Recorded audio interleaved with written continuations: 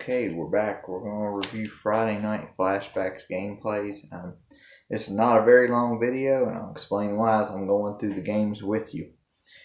I tried playing Eight Eyes. This is the first time I've played this game ever. Was like about a year ago, and man, I tell you, there's some harder difficulty settings on this game that you can use codes to get those, and I I can't even make it through the first little bit of it. So, but I just kind of wanted to show you guys a stage and then just kind of talk about the game a little bit, because like that's what I'm trying to do. Some of these games I've never played through before, and I'll let you know that during the beginning of the video if I've ever played them before or if I've not played them before. Some of them I haven't played before, and I'm trying to play through them. If I can get through them, I'll get through them. If not, I'm to the point to where I just want to show you guys what it is. The other ones, some of them I've played through, and I still can't beat them to this day. And then there are some that are ones I can play all the way through. So we'll use a couple of different playthroughs for those I can get through. Eight Eyes is a game I've never played as a kid. Like I said, I just kind of found it about a year ago playing it. There are playthroughs on YouTube that you can watch, but I'll just kind of tell you some of the stuff that's going on anyway. The story on Eight Eyes is there's a king that there's it's post-nuclear war, I believe, apocalyptic thing. And there's a king that's got these things called the Eight Eyes, and using those he is able to make the world prosper again. These dukes that he has, they want the power for themselves, so they grab the Eight Eyes and banish him to the wasteland. Obviously tired of playing second fiddle, so you have to go to each of these areas and defeat these dukes for their the jewels, which are known as Eight Eyes, and you have to take them back and get the king back. So here's what happens. This game can be 2 players. There's a guy named Orin and a bird named Cutcher. So you can play as 2 players, or you can play as 1. And as 1 player, you can control both the bird, and you can control both. Cutcher's the bird and Orin the guy. 2 players, 1 can control one can control the other. There is a continue function on this game, but also there's a password function, so you get a password after every boss you beat. There are passwords that are online to let you go a little bit further. I just went into the first stage that most people tell you to go into, and that is, I believe it's Spain. And what you do is you go into these castles and you go kind of up one side, down the other, and then you'll face a boss, and you collect stuff as you go up through there. A lot of the enemies have a pattern, but they're still slightly difficult to defeat. That's why I didn't really go through it a whole lot, because this is not a game I have played a whole lot of, and I just it's not something I felt was a necessary thing to have to try to go through, especially not with the time constraint on, I was going to try to get to some different stuff. So I played through Spain, got to the boss, and the boss killed me. You only have 1 life before you die on there. You can get power-ups and things of that nature. What's weird about the game is when you beat one of the bosses, you get a new sword. Now the new sword will work against one of the other bosses, but not the other bosses. It'll do more damage to one boss, but then it won't do any more damage to the other bosses. So it's kind of like Mega Man in that aspect. You have to have the right, you have to go the right order. Like I said, Spain's first. They do have the 7 stages, which are Egypt, India, Italy, Arabia, Africa, Spain, Germany, and then once you beat all 7 of those stages, then you go to the House of Ruth, and at the House of Ruth you have to fight all the bosses again. So that's like an endurance thing. And then you can place the jewels, and then you get the king. Like I said, the bird, which is Cutlass, can attack and pick up items. This game's not bad.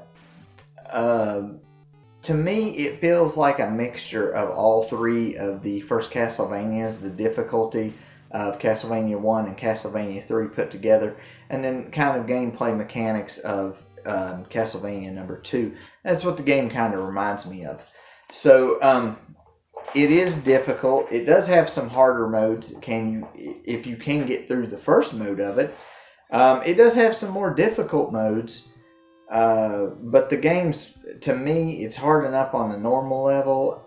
And like I said, I didn't go through a whole playthrough. You can watch a couple of these other channels. They probably have a whole playthrough of it. People that are a little bit more familiar with the game than I am. I do know that after every boss fight, it looks like you're sitting down and drinking tea with them.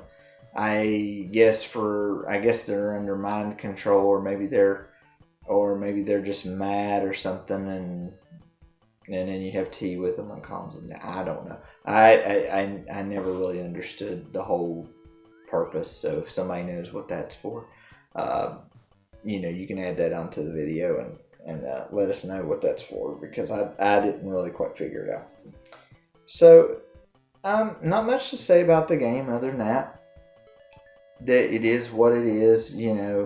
I won't say it's a bad game. It's one of those that it's good. It's difficult. It's difficult, but it's a good game. And take it for what it's worth. A lot of games are difficult, but they are very good.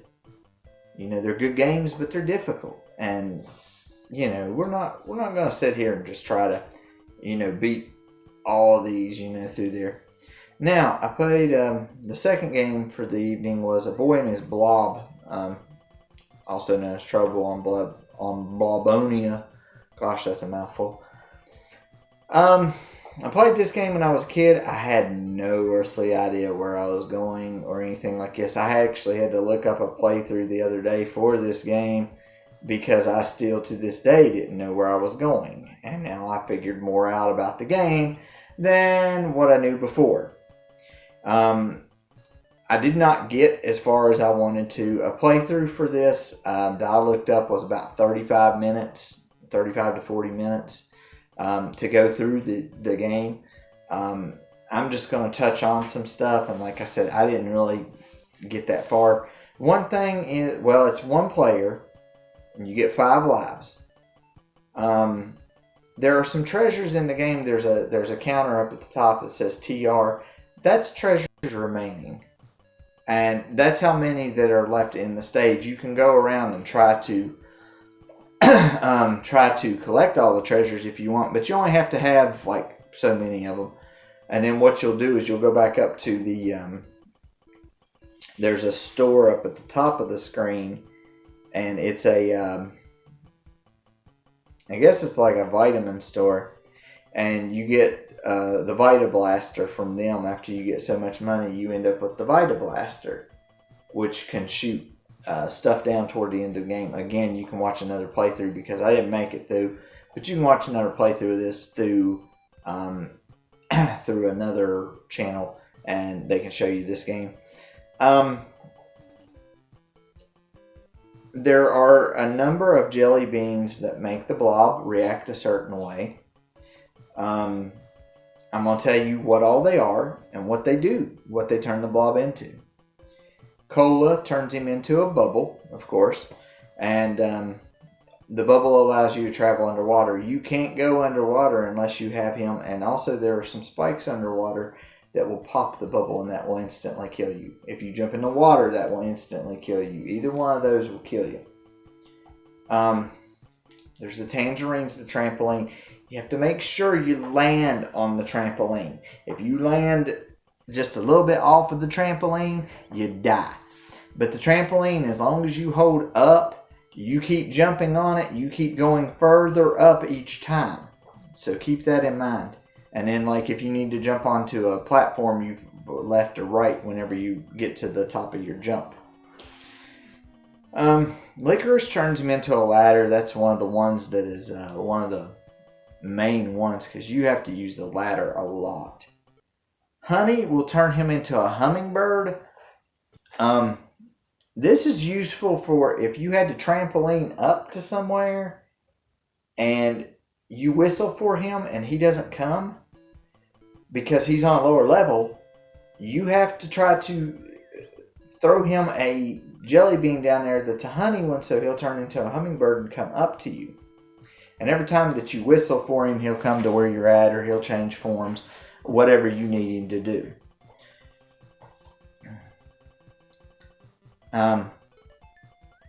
The cinnamon is a blowtorch. The vanilla one is an umbrella.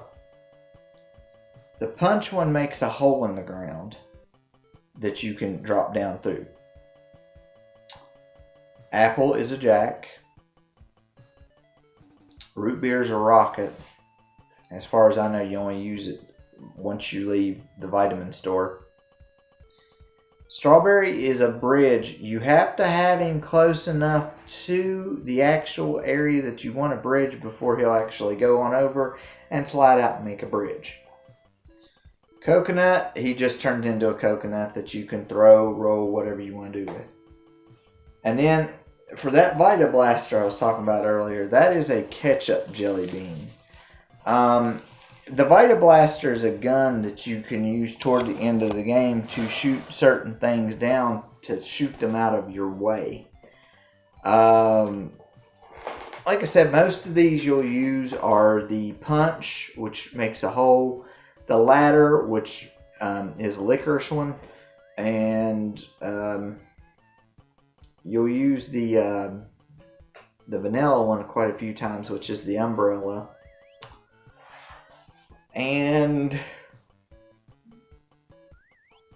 I'm trying to think if there's another one you use quite frequently. The tangerine, which is a trampoline, you'll use it quite frequently too. Again, this game it's moderately difficult, but it's not a bad game. Now, whenever I was a kid, I would have told you it was probably a horrible game because I had no earthly idea where I was going. I didn't know that the punch one would drop you on down levels. So for a long time, I didn't know where there were any levels. I just thought there was the subway, and it took me a while to remember to go down the subway. And then once you go down to the subway, you can actually go down further with the punch. And you try to find as many treasures as you can. And you take them to the store and you buy the Vita Blaster, which is the gun, and you use it on later on. Use the Vita Blaster, and it you can shoot stuff down. Some of it comes back, some of it don't.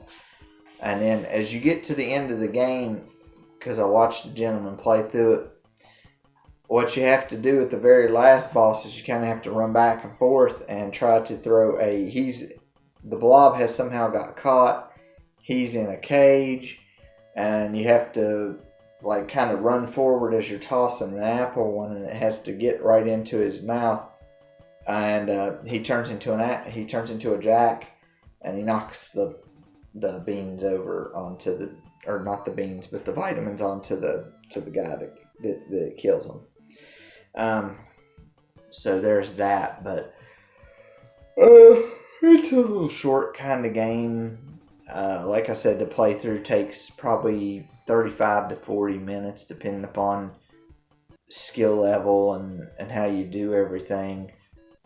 It is a one-hit kill on any enemies.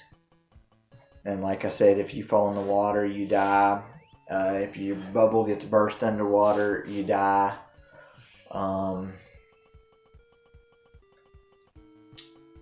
You get hit with anything else on that one part, you die.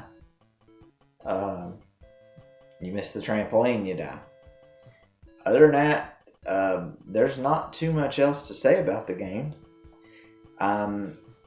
It's inventive for its time, and it's a it's a good game to play through.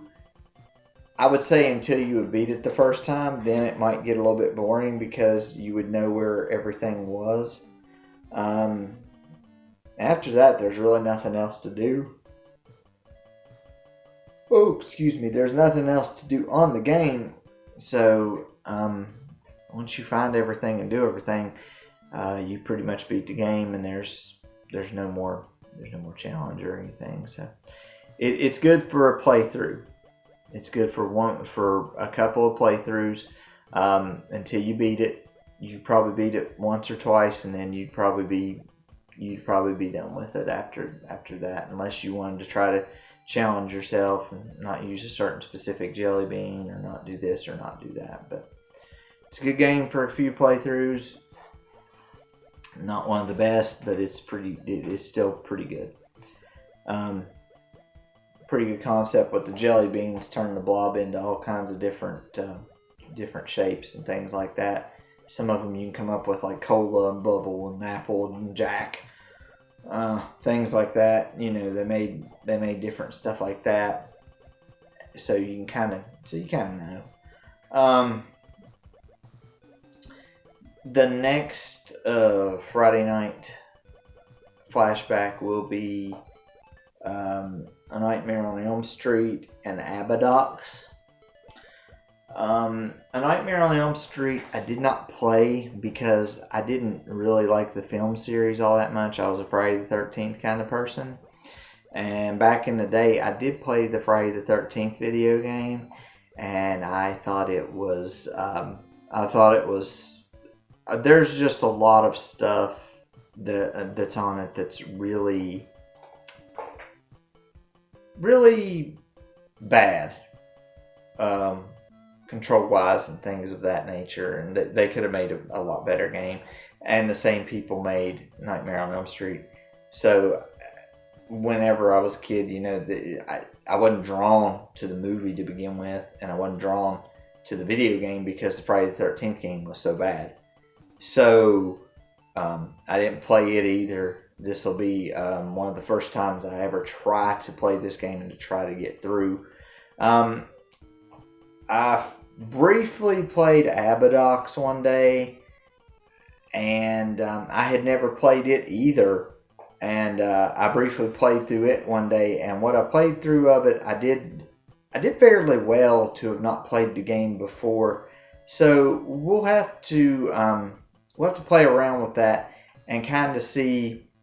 We'll have to see what we get out of the game, and we may end up doing a playthrough of one or two of these, a full playthrough if the game is good enough to cooperate with me trying to play through it.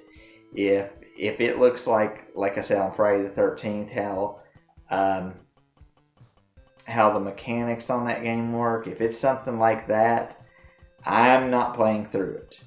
I will show you certain things on the game, and we'll tell you about certain things, but I'm not going to play through it because that's one that I played whenever I was younger, and I had difficulty with it whenever I was younger.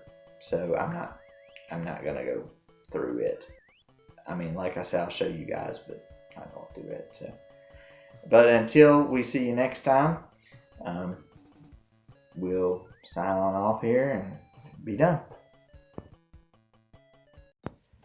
I know Jim uploaded a video just a couple minutes ago that's 3 minutes. You might, some of you may watch that one before you watch this one. He's going to do some of the, I think most of the like fighting games that we're going to do on the channel, and then we're going to try to do some dual commentary maybe on some of the NHL and some of the older games. He's going to do some of the newer games. I'm going to do the older ones, some of them. I wanted to come on here and talk about two things because I'm going to try to do this this way. I did a lot of parts of Final Fantasy 1 playthrough, not done with it yet, still working on it. I have, I think, 8 parts already up. I'm going to go back and try to kind of give you guys an idea of what I done on each video. But also I have started Secret of Mana. Well, some people say Secret of Mana, some people say Secret of Mana. So we'll just say Secret of Mana because that's what they're wanting to use anyway. But Secret of Mana, and I'm going to start doing I started with the first video last night. I'm going to start doing a walkthrough a bit.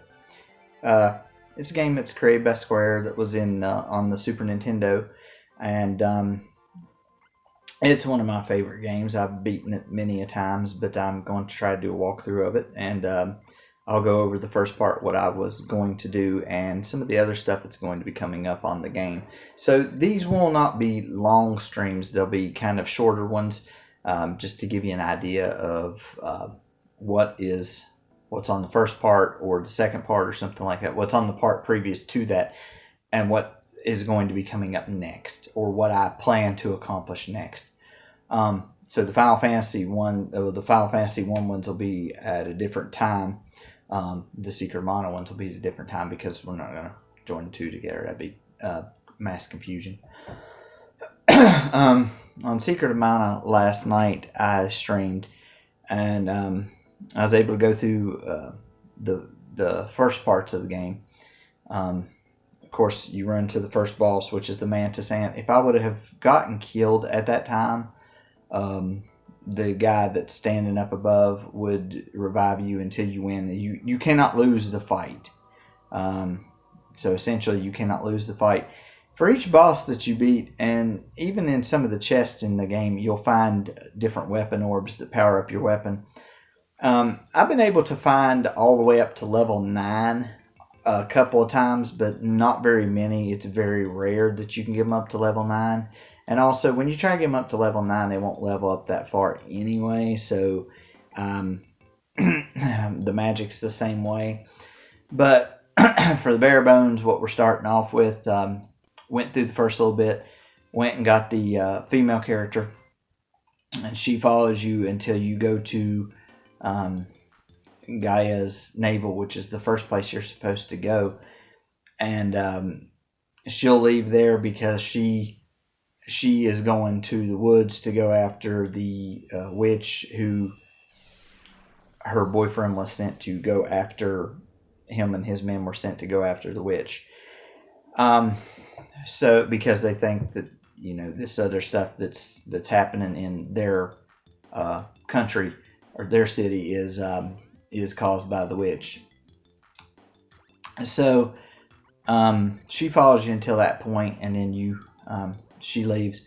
You go do some different stuff, and you right before you get the Sprite Child, which is the other playable character. There's only 3 of them. There's the boy, the Sprite Child, and the girl.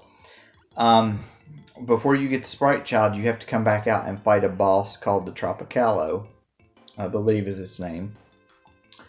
Best thing to do on this thing, it appears in one of 3 places. It's see, I can't give you anything on the Mantis Ant because you just have to try to hit it in the center with your sword, because you can't really dodge anything. On the Tropicalo, it's going to have a vine thing, but it'll come up either on the left, on the right, or in the middle. You have enough time to see where it's coming up and to charge up your weapon for a strike, to hit it when it comes up, and it'll take a little bit of damage, and it'll die, and then you'll get the Sprite Child will become a member of the party. Now, a lot of stuff that I'm doing off stream, like I'm going to try to show you guys the armor and stuff that I buy, but a lot of times I'm not going to have the means to get the armor right off the bat. I'm going to have to do a little bit of grinding. Same thing with weapons and magic, leveling them up. I'm going to try to keep up with them, but I'm going to have to grind them off screen. Now, once I grind them off screen, I will go back through like the status pages and show you what we have done, as opposed to and what we have bought for armor and things, as opposed to what happened the stream before. That way you will know about where I'm at and what I'm doing. I try to do that on Final Fantasy stream as well, to show you where to go to buy certain things. and what to get, so that you kind of know. Sometimes it makes the game a little bit easier, sometimes it don't. Now the Secret of Mana game, also you'll see me pick up candies, chocolates, and medical herbs. Candy replenishes your health, I believe, by 100, and I think chocolate does by 200. So you need to keep a full stock of those. You can only have 4 at a time. You can only have 4 of anything at a time. You also want to grab the medical herbs and have 4 of those. You probably never use them. I don't use them that much, but I still have them. Cup of Wishes is another one that you'll see me have that revives a character. Those are very important. Fairy Walnuts are another one. I can't get any of them right now, and it really wouldn't do me any good to get any of them right now. Those replenish your magic once you get magic, and you will get magic later on in the game. Well, the sprite and the girl will get magic. The girl will get healing magic. The sprite will get attack magic. Now there are some exceptions to the rule on attack and healing, but those are kind of varied. We'll go over those as we go up. The next stream that we're going to do, well, I'll tell you another little thing about the chest in the game. If it says something won't fit, that means you've got the max amount of it. You can't have it. There's sometimes traps in these. There's also sometimes money in the chest, so you always have to open the chest to figure out what's in them. There used to be a little trick. I can't do it on the SNES Classic because I guess they fixed it. You could grab one of the chests and your character will shake it, pop it open on the ground. It used to be, if you could do it correctly, you could push the button again and it would relock the chest so that you could open the chest again. That was a very important thing to learn how to do, because if you had some of them that had the weapon orbs, you could get 2 weapon orbs instead of 1. And when you get a new weapon orb, you have to take it to Watts in Gaia's navel, or wherever he may be. He travels around. So you may take it to him. You'll take it to him wherever he's at, and he'll level up your weapon. Well, after your weapon levels up, you have to defeat so many enemies to get the weapon from 0 to 100 on the points, and that involves killing enemies. That will be the grinding that you more than likely will not see a lot of on the streams. I will be doing that a lot off of the streams. The same thing goes with the magic. Anytime you get new magic and you do this and that, you have to keep it leveled up. I'm going to try to keep everything leveled up as it goes along, so I don't have to do a whole lot of grinding off stream, so that you guys can get these videos as they come out. This is a fairly lengthy game. It's not really long, but it is quite a bit. The next part that we're going to be doing the next time we stream it is I'm going to be going through the forest and going to the witch's castle. My hope is that, and of course we'll get the girl too. My hope is that I can go to the witch's castle and defeat the spiky tiger on the first try. The spiky tiger, in my opinion, is the hardest boss on the game, and is one of the ones that basically, I tell you, if you can beat the spiky tiger, you can beat the game, and that's basically how it goes. The spiky tiger has quite a few attacks that you'll see on the stream. He either jumps up and lands on you, or he rolls up in a ball and he shoots across the room, tries to knock you out. He'll try to get up on 2 of the top pillars, and he'll cast spells on you that way. So you really have to watch out. You really have to try to wear him out really fast. Otherwise, it gets really bad, because you don't have any magic or anything to fight him with. And then once you defeat him, the witch will turn back to good, and she'll tell you where to go next. We're just going to try to get to that point, because I'm not sure if we'll beat the spiky tiger on the first shot or not. Another thing I want to mention about the game is I can switch between players at any time. There will be a little 1 beside the name. So if you're watching a playthrough and you're trying to figure out where I'm at, I'm not always using the guy. Sometimes I'm using one of the other characters. Sometimes I just flip the radials and use them from their areas. The main 8 weapons on the game are the sword, the spear, the boomerang, the bow and arrow, the axe, the knuckles, which is kind of like claws and stuff like that, the javelin, and the whip. So you have to keep all those powered up. I like all those weapons except for the knuckles and the axe. Those are my 2 kind of weaker ones. But they'll still use them. They'll still be all right. And, we'll still get through there. Not much else to say about the parts that were going on this. We're going to try to keep them. We're just going to try to do part by part. I have a strategy guide for this game, but honestly, I don't think I'm going to be using it, and I don't think I need it, actually, because most of the places I'm going to be... I've went through the game so many times, I kind of know where I'm going. So, there might be 1 or 2 times where I don't know where I'm going, but most of the time you do. One thing I want to note about this is... anytime that you go to a new city, check the armor shops and see if the armor is more expensive and is better than what you have. And you can tell that by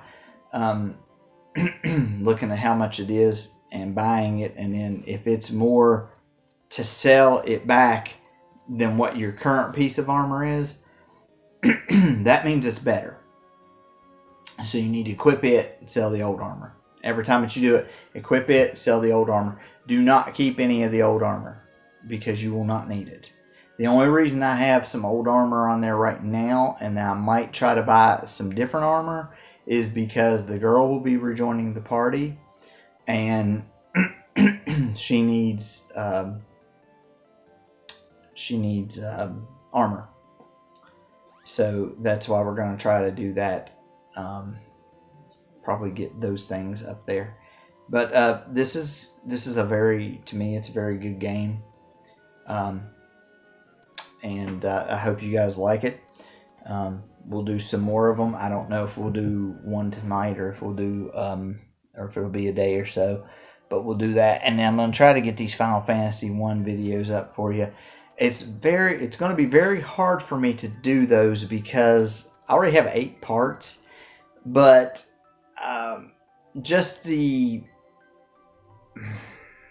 going from area to area and trying to explain what I'm doing and why I'm doing it. So that will be an interesting problem in itself. So we'll try to do best that we can on that. And like I said, we'll try to do best we can on this one. This one I can kind of keep up with. Secret of Mana I can kind of keep up with because it's a little bit easier to keep up with. And it's not really as difficult talking wise because I can kind of stop the stream in one area to the next area to the next area to the next area. I can kind of tell you what I'm doing. I don't have to do everything in one time. The only times that will become a problem is later on whenever I go into the Grand Dungeon and the Pure Lands. Those will be the two longer streams because there are more bosses and more areas and things in there. So another thing I want to just add in there real quick, and you'll see this on some of the playthroughs. If you have a balloon, if you've gotten ballooned by an enemy, which I did on the first playthrough, and I got knocked unconscious the first time, I always hit the B button. I always hit the B button a lot. Try to get up faster. Try to get that balloon thing off your head because when the balloon comes on, you can't move. And also when you're laying there and you're unconscious, you can't move either. Also, another thing I wanted to add is some of the weapons get better stats as you go along. Some of them gain the ability to confuse enemies, to put enemies to sleep, to silence them. It just depends upon the weapon. And every time that you use it after that, it does what it's supposed to do. So, switching weapon, definitely a thing. So, but we will cut this now, and we look forward to bringing you more videos. Like I said, keep an eye out for Jim's videos as well. And we'll talk to you next time.